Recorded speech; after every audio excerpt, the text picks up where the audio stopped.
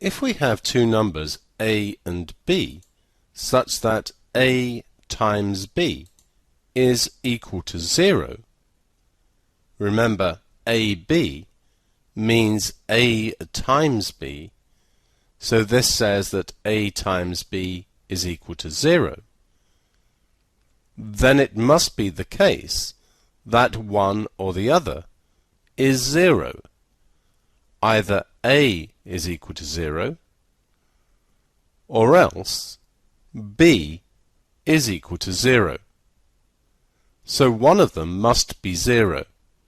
It's possible, of course, that both of them are equal to 0.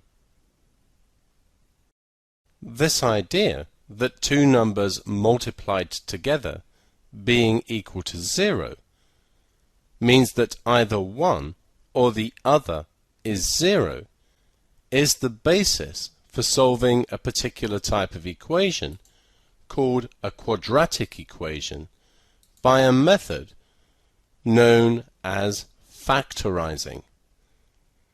We've dealt with factorizing quadratic expressions in the section on algebraic factors. However, we will review this briefly in this section.